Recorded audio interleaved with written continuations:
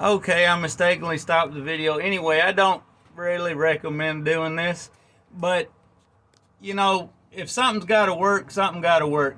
That's that same anchor bolt going through the bed and through that steel plate.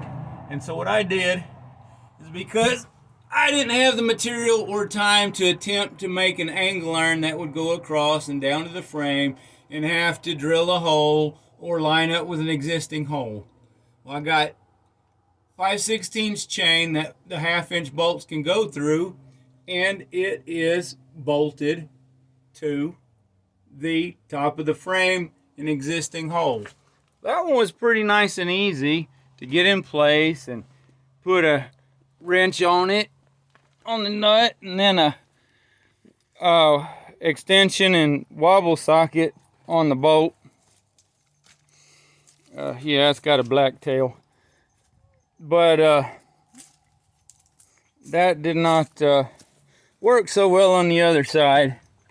Oh, look, I should have just ducked under the fender instead of laying in the dirt. We've got a fuel tank, so there is less space available. It blocked my hand and everything else in the fuel hose. So this size, I did not put a lock nut. I had to reach over from above, stick the bolt up, get the chain started, and then start the chain over here on this bolt, and then just turn that one down by hand. It's got a regular nut with a lock washer, so I could actually tighten it down by hand because there was no way to get an impact on it. And just tighten the snot out of it that way. And the stabilizer for off of the hitch is here. And somebody's calling me, so hopefully this doesn't make noise. I tossed it down and accidentally bent it, but it's soft. Where'd it go? Soft materials. So I can spread that back open fairly well. That thing gets put, it used to go all the way down on the hitch. Well, obviously my pintle hook's in the way. Well, thankfully I can just open the pintle hook, nice and easy. That's for the pintle type trailers, the old military trailer. Stick the pipe right over there. I don't even have to take the bolt out of the bottom. I realized after taking it out. And then support it from above. So that stabilizes it. And then once that was all done, well, oh, you can see I need to replace my light plug or get a new cover for it, but it doesn't unplug. This receiver here, hitch here, is ridiculously long and light duty. Well, see, it sits like that right there. A little lower to the ground than necessary, but way, way, way back away from the hitch. That is not stable. That's not load bearing. It's meant to haul like 5,000 pounds max maybe, and frankly I wouldn't be comfortable doing that. I've pulled about a 3,000 pound load. But what I did, I finally got me a little cheap crummy drill press from Harbor Freight, and I took me a piece of pipe in the hole of the hitch, slid my center punch into it.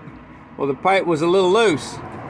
Plus my hole there's a little wallered, so I took it to the broke down Suburban, stuck it in there with electric tape wrapped around 2-3 times to shim it up, and center punched it, and then took and drilled 5/16 through one side, then raised it up, put a block underneath, went through the other side, and then took the 5/8 drill and one side at a time just by flipping it over afterwards. And then next step, I'm supposed to be getting an old boat trailer that is unused sitting around, and I want to fix it up for my buddy, but I got to be able to pull it. Well, I've got one of them tri-ball things that doesn't work in the back of the Suburban, and the ball would be sticking way up here on top on this pickup that sits too high for the trailer.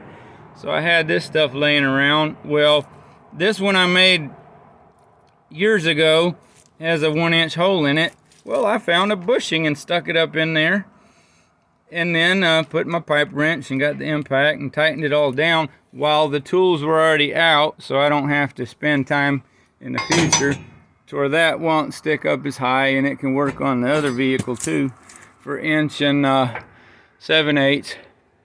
It's just more fun. Someday I'll have to be able to use that hitch again, but currently I've got a 5-inch pipe turned out behind the fenders because in front of the duals it was too loud.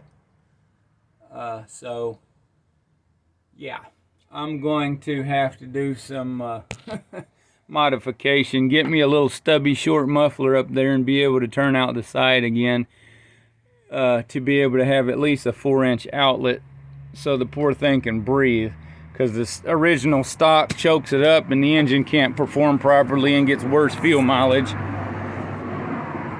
So anyway, just work and stuff that, a reminder that, you know, if things need to happen, there's always a way. Just take a moment and figure it out. Kind of like my little step that was too high for folks. So I added a chain underneath. That step was put there just because I already added this receiver for the winch. I also bolted a vise onto a hitch just like that one that I made, and I can slide it in there to hold my chainsaw to sharpen the chain or hold whatever else I want, or I can take it out and stick it here or some other vehicle, whatever. But I got this extra one so that those things can be used while there's a trailer. For example, the winch has to be able to be hooked here and run the cable over the trailer. Well, I added a toolbox on the front of the trailer, so I'm not sure if it's going to work that way anymore. So that's why I had to actually secure these stabilizer chains, because I may have to just drop the tailgate and run the winch cable over the tailgate to the front of the vehicle tomorrow when I hook the trailer up, so I don't have to take a tiny little winch off the trailer and weld a receiver tube up on the front of it like I intend to do. If I'd gotten that far, it'd be done today, but it's getting close to sunset again, and this time I think I'd like to be in the house before that, especially since food needs cooked. For the winch itself, instead of trying to have it permanent hooked to something or a plug on the vehicle, I bought some 2-gauge jumper cables. I cut the clamps off of one end with just a couple inches of cable left so I could put an eyelet to fit on something else that I did later on, and put eyelets on the loose ends. And so this can reach from my batteries under the hood past the truck all the way to the top neck of the gooseneck trailer, where I have a receiver bolted down on it, where I've used it to winch on an old 1-ton truck, or if I had to use it for a tractor or something. So point is, you don't always have to spend a lot of money. You just got to think and look at what's around you and do what you can do. And I wish everybody a blessed day, and try to get some rest for me. And sure, I sleep a lot more than Greg Allison, but I also have to sit on my butt behind the wheel all day, so I've got to rest. And you all rest well as well. Don't let everything overcome you, but don't be blind to it either, so that it's very overcoming when you realize what's up. Take care.